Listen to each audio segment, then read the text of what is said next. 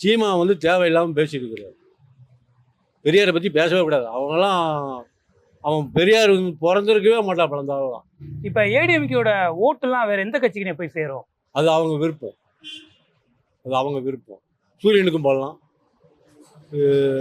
மைக்குக்கும் போடலாம், நோட்டாவுக்கும் போடலாம், எதுக்கு வேணாலும் போடலாம். இப்போ ஏடிஎம்கே தேர்தலை புறக்கணிச்சதுனால அவங்க கட்சிக்கு ஒரு பின்னடைவா இல்லையா? கண்டிப்பாக பின்னடைவு தான். எதை வச்சு சொல்றீங்க?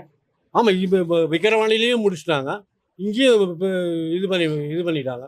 அப்போ அடுத்தாப்புல இருக்கும்போது இன்னும் அடுத்தாப்புலையும் வரும்போது இதுக்கு இடைத்தேர்தலுக்கே அவங்க வந்து நிற்கலின்னு சொல்லும்போது, அப்போ 2026 தேர்தலில் வந்து எப்படி நிற்க முடியும் அவங்க? அவங்க இதுவே புறக்கணிக்கும் போது 2026 தேர்தலில் வந்து அதுக்குள்ளே கட்சிகள் என்னென்ன குழப்பம் வருது, இதாக வருது பார்க்கும்போது அப்போ கட்சி எங்கே இருக்க போகிறதில்ல. இப்போ ஏடிஎம்கே இடைத்தேர்தலை புறக்கணிக்கிறதுக்கு முக்கியமாக என்ன காரணம் நினைக்கிறீங்கண்ணே? என்ன காரணம்னா, இவங்க வந்து எதிர்கட்சி மாதிரி தானே குறை சொல்லிட்டு இருக்கிறாங்க. பணம் பலம் இருக்குது, அவன் பட்டியலை வச்சு அடைக்கிறாங்க, அதை வச்சு அடைக்கிறாங்க, இதெல்லாம் வச்சு அடைக்கிறாங்க. அவங்க வந்து அப்படி கிடையாது. அது எப்பயும் போல நடக்கிறது தானே நடந்துட்டு இருக்குது.